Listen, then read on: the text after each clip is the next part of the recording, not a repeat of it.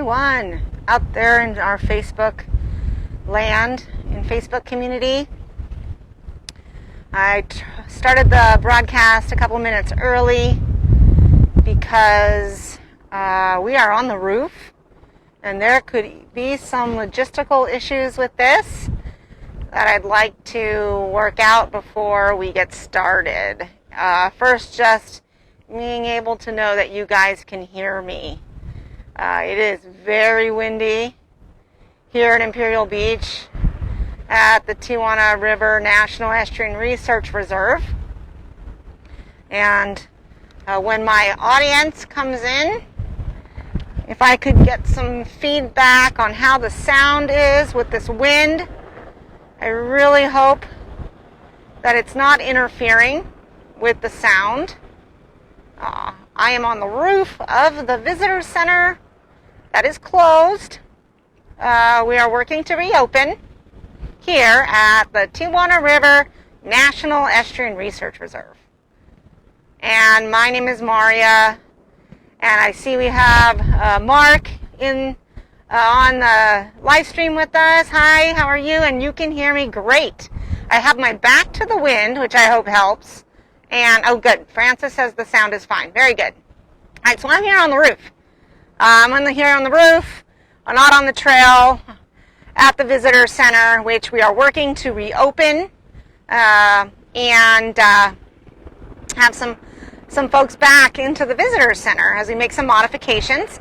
And today, Lunchtime Live is being broadcast from the roof. Usually I do this down on a trail or off trail somewhere. But this episode, so to speak, is one where I wanted to talk about the estuary in general, answer any questions that people had. I was hoping to get some questions. I got a few ahead of time to spark the conversation about what people want to know about the estuary in a more general term. Okay? Not specifics about particular species or any politics or any sewage issues, but just the research reserve itself. And so you feel free, if you didn't get a chance to ask me a question in an email or in the discussion ahead of time, you can type it in during the broadcast. And there is, I know, a delay sometimes, so I'll try to get to those. But I do have a few questions that came to me earlier, and I appreciate those. So you can see I'm on the roof. For those of you who have been here before, there's that very distinct, what we call our tower room, that glass pyramid on the roof that distinguishes our visitor center on the horizon from the research reserve. And I'm going to swing the camera around just a minute to get the real view. Yes, we do like clean water here. And so you can see we have the wind with us. We have the helicopters with us here on the roof today. Nice cool wind. I hope everyone survived the weekend all right. It was pretty hot. Nice change yesterday, and we're still seeing that nice change today. However, it's really windy. I'm having to kind of hold the tripod here. You can see behind me is what we call the very north end of the research reserve here at the Tijuana Estuary. And because it is a cloudy day, it's a little bit, the view is a little bit hazy. Okay? So I'm actually going to swing this around in just a second here. First we'll, oops. So there we are. You can see, no, not too smoky, Bob. Those are clouds. It's the marine layer here on the coast. And you see those apartments right here on the very north end. So if you've been here before and you've parked in our parking lot, just to behind me here, and you can see there's our small riparian area next to the visitor center, meaning freshwater, sort of stream side, some willows and cottonwood trees. And then behind it out there along just before Seacoast Drive, that healthy salt marsh estuary, the very north end. And just on the other side of Seacoast Drive, we have Imperial Beach and the Pacific Ocean, just a couple blocks away. Okay, Francis, very good. Those posts, so we do have a list of most frequently asked questions, and I have to say that's probably, if you've been to the visitor center, folks that come here, that is the number one question. Okay. Great. I know this is a rare opportunity. I don't even get on the roof very often. We have some research equipment up here that's being held by sandbags.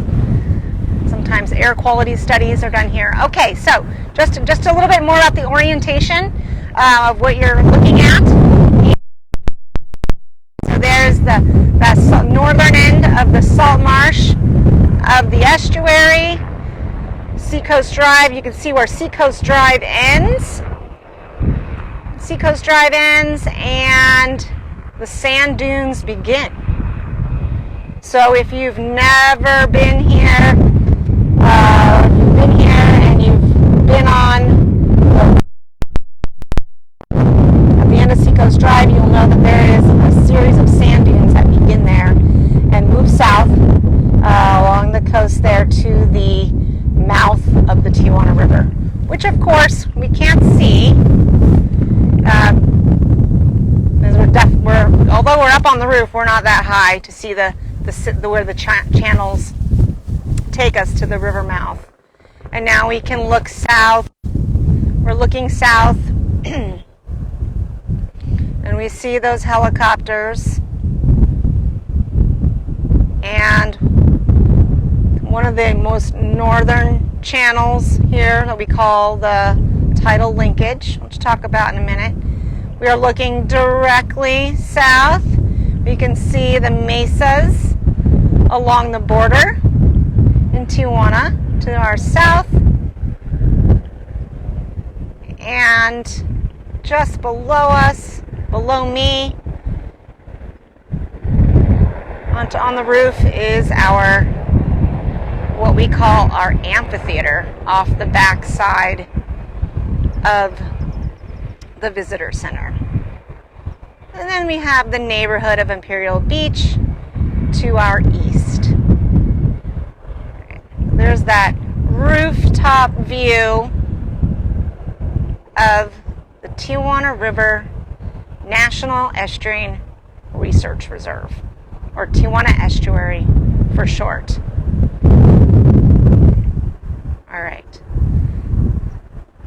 All right, so number one question asked in the live stream was the wooden posts.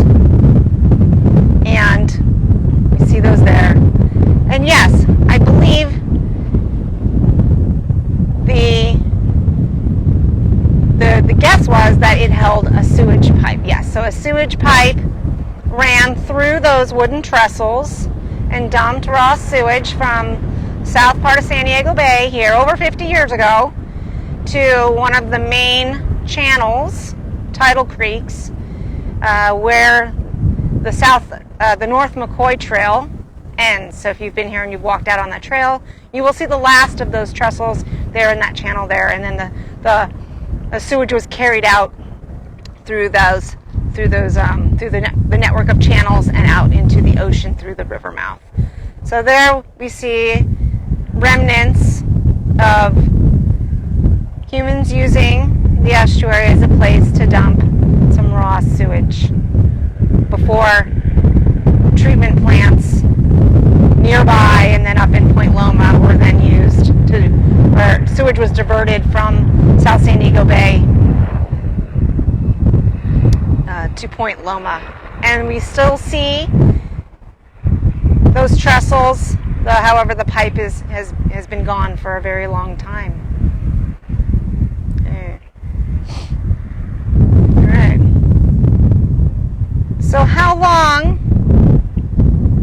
old is the Tijuana Estuary, or the Research Reserve? That was one of the questions, was basically what year was it established? And you can answer this in more than one way, because within the research reserve, which is about 2,500 acres, maybe a little less now, here at the north end, spans from here at the north end all the way down to Borderfield State Park. Okay? Down to Borderfield State Park. And within this 2,300 plus acres that we call the research reserve, or sometimes the estuary, is more of a common name, there are several land owners, agencies, and it can get real complicated. Okay? But the most southern end of this research reserve, which is known as Borderfield State Park, was designated in 1971. So the oldest part of the research reserve is Borderfield State Park, designated in 1971. In 1980, actually Christmas Eve, 1980, so sometimes we just say 1981. Okay. Oh, and I'll back up. Borderfield State Park, that's California State Parks that owned and managed Borderfield State Park. That's a California State Park, designated in 1971 under the Nixon administration. In 1980, Christmas Eve, after a lot of back and forth and trying to save the northern end from development through local activists and the U.S. Fish and Wildlife Service, okay, so the U.S. Fish and Wildlife Service was able to purchase the northern end and designate that as the Tijuana Slough National Wildlife Refuge in almost 1980. Okay? And then, so we have the research reserve. Well, we have the area here as a state park and a U.S. Fish and Wildlife Service refuge, National Wildlife Refuge. And within the river valley, the county of San Diego and the city of San Diego owned some land. But the designation as a National Estuary Research Reserve, which really is unique in this area because there's only 29 of them. Only 29 of them. This was designated as the Tijuana River National Estuary Research Reserve. So a year later. And that's that 23 or 2,500 acres we refer to as the estuary, comprised of these different local, state, and federal agencies owning and managing the land together. So really this research reserve is, we will say 1981, 82 is really how old the reserve is, from 1982. And the 10th research reserve in this national system that was designated. Is the wind still affecting the sound? It's very windy here. I hope everyone can hear me. I hope we haven't lost connection.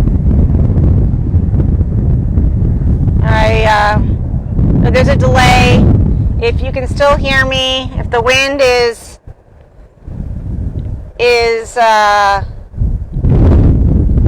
causing a lot of interference, you can hear me a little bit, it's okay. Okay, thank you. I really appreciate the feedback. Oh no, the wind blew the ear away. Try this again. It is really windy. We may have to redo this. Alright. How's that? Is that better?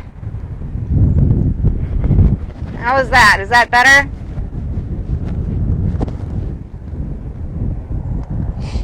Alright, so The research reserve was designated as a National Estuary Research Reserve in 1982. 1982. That 2,500 acres in 1982.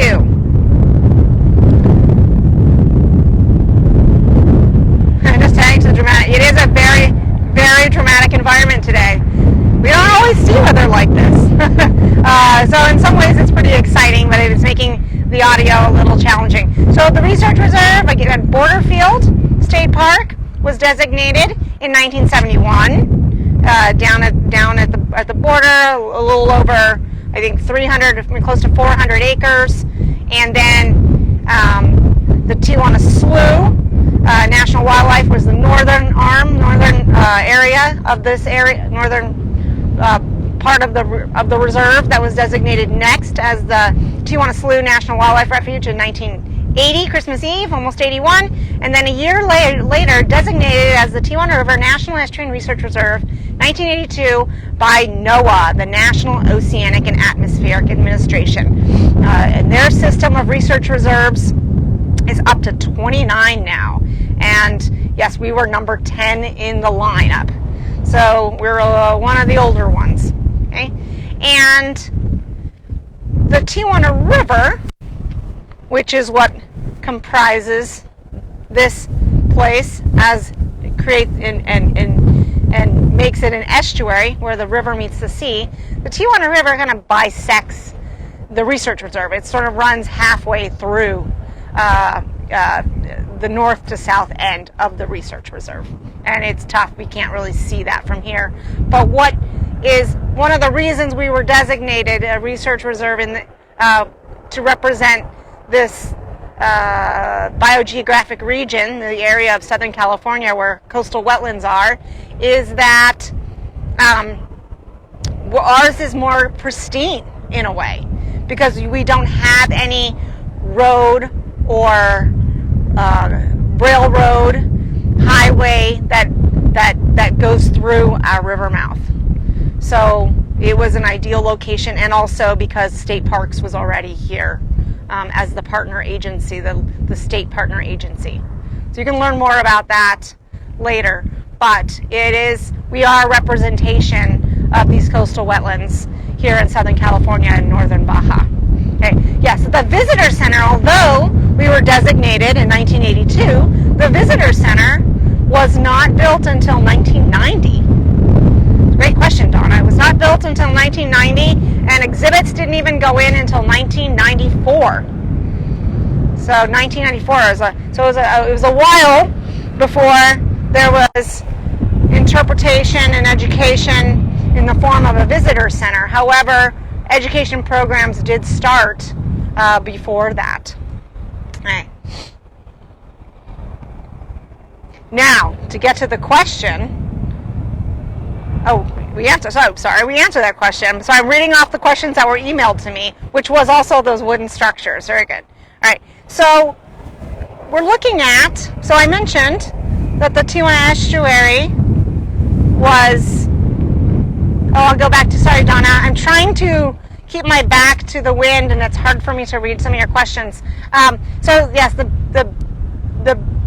visitor center was built in 1990, and it is the offices for both California State Park and U.S. Fish and Wildlife staff, and I mentioned are the landowners within the reserve. But there's also a nonprofit. There's two nonprofits. But the local one, Southwest Wetlands Interpretive Associations, who are the folks that actually who advocated to get this as a national wildlife refuge. We have staff. Almost a lot of our research staff is employed by them. Okay, so all together with law enforcement, research staff, visitor services and education staff, maintenance staff, and managers. It changes because we do share staff with other refuges and Silver Strand State Park, but probably about 25. And probably about 25 people, roughly, give or take. So not a lot of folks, and most of them not working here still. Just myself and a couple of others are here regularly. So not a lot of folks here. And the programs that come out of the visitor center, like our school programs, which have been in person, historically, those in-person programs started before the visitor center. We've been developing new in-person programs over the years, and then recently distance learning programs, which started in January of this year. And the Junior Ranger program, that is a California State Park program. They run out of the visitor center. It is a state park program. It looks different depending on the state park you're at. With us, because we are an urban research reserve and an urban state park, that we operate it more like an after-school program once a week. See a lot of returning local junior rangers that visit us. It just makes it really exciting. Unfortunately, COVID, these in-person programs have had to stop. However, State Parks has gotten creative and has created some digital junior ranger programs that kids can watch and earn badges the same way they did when they came here in person. So that's just Junior Ranger is one of the many programs that we've run out of here. Okay. All right. Another question about the helicopters.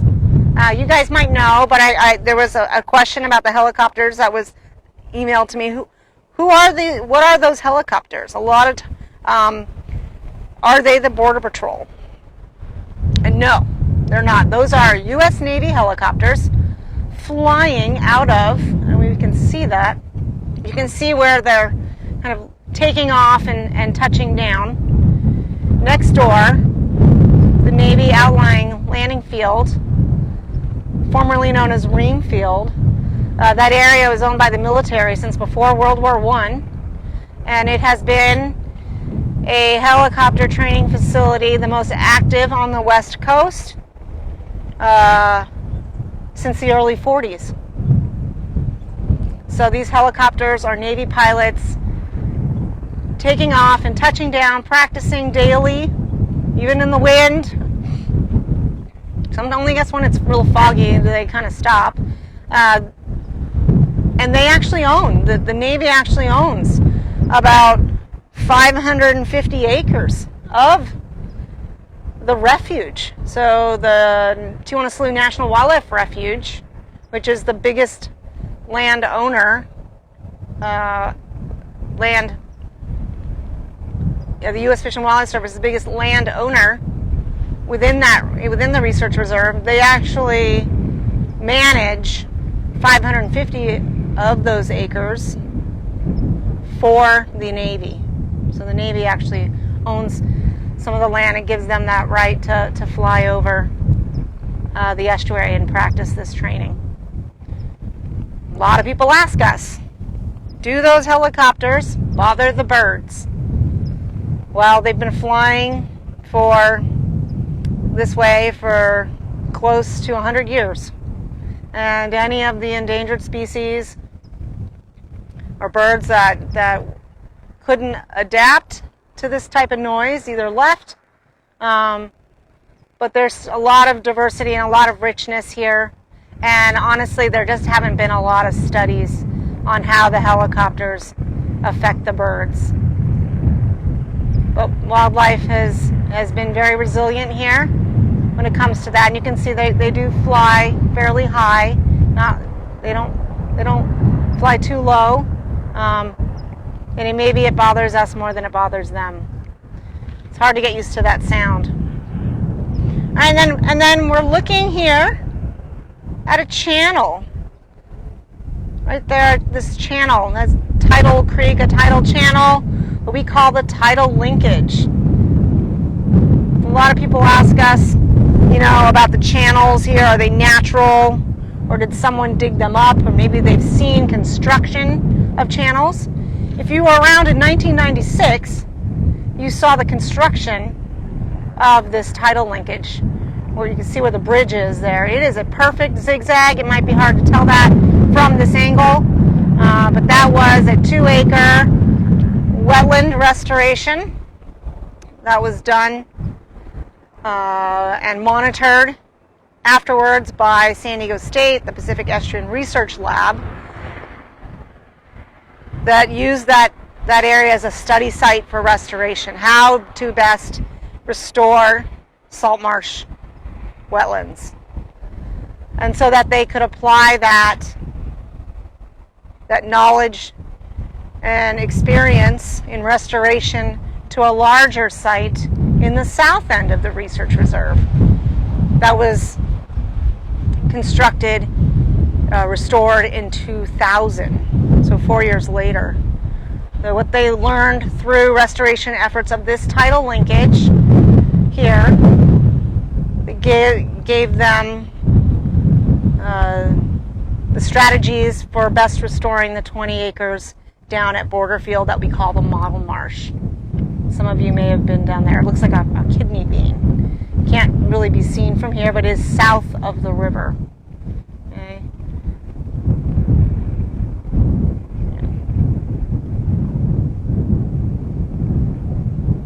I don't see any other questions on the. If you have a question about the view, and again, today isn't the best day for the view.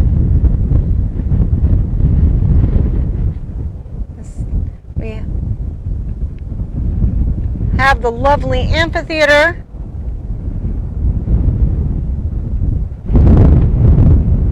Okay, just like it in this order. Yes, the restoration is very heartwarming. The restoration that was done in the South San Diego Bay, the U.S. Fish and Wildlife, is amazing. I ride my bike by there weekly, and it is thriving, and it's amazing to see how well that's done.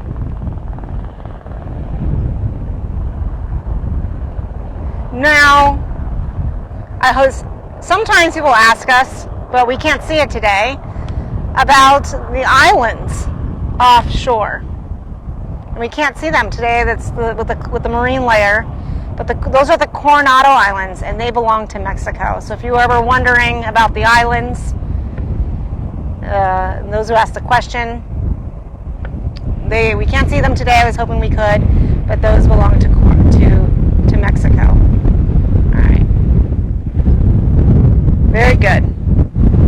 All right, and since I think I answered all the questions that came to me, that were sent to me, and I really appreciate those. If there's any last minute questions, we may stop the program and we can pick this one up again another time if there are other questions that come. You can also always email us in the chat if you're watching this later, not live, and you have a question about the estuary. You can ask it in the chat. You can ask it, in the comments, and get back to you those. Here's a question. Ever any talk about the footbridge from North Trail? Yes, that's a commonly asked question.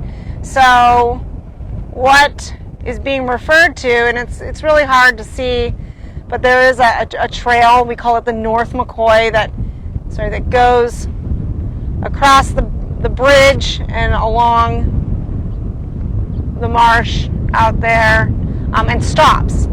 And then if you've ever been to 5th and Iris Street and been on the trail system that starts there, you'll know that if you walk those trails and you walk them, they go south, but then they make a turn and they come north, and they end up as a dead end on the other side of a channel that's just out here along the end of North McCoy. So there's a channel, and it's where the wooden trestles end. Okay, and a lot of people ask, why not connect the two sides? And why not connect the channel there? And a lot of times when you have a fixed structure over a channel, it can cause, you know, sedimentation. You can cause buildup of trapped sediment. It might disrupt the flow of water through there. It also some of the recreation that's allowed on the north end and on the north side of that channel and the south side of the channel would be harder to control if there was a passage that way. So it would be quite expensive, and however, it does seem convenient for those of us who are more passive recreation to have that trail there, to have a bridge or some sort there. But bridges often trap sediments and cause blockages, and we see that a lot at the mouths of a lot of our lagoons along the coast, and that's again why the Tijuana Estuary was kind of designated in this area. One of the reasons, because it is somewhat pristine in that regard, that you have to drive around to get to the other side of the river, to the south end of the research reserve. You can't drive across the mouth, and if you've ever been to Los Penasquitos Lagoon especially, they have a lot of mouth closures because the coast highway is right there. Yeah, in fact, you walk under it to get to the northern part of Torrey Pines State Beach. So, and better for management, it's better to manage the land and protect the species without a footbridge. But that's a great question. So, all right. I don't see any other questions coming in. We're going to get off the roof. I'd like to say thank you for your patience with this, and it's been wonderful to be up here. We can be up here again, especially as the seasons change, the colors change, and get a different view. And if there's any more questions that come up through Lunchtime Live and our visitors and our followers. And look for the visitor center reopening. When I'm not sure when that will be, but we are working in progress for that. And it's great to see you. I hope you had a great week off, and we will see you again. And next week starts a special edition of Lunchtime Live. Maybe some of you have caught it, where we are starting to celebrate Tijuana River Action Month, TRAM, and the broadcasts will be from the River Valley and Borderfield State Park for 4 weeks in a row. So I look forward to sharing that area with you, talking about some of the resources and management issues and the species down there. So until then, have a great week and a great day, and enjoy the cool weather while we can before our next heat wave, which I hear is coming. So have a great day. Thank you.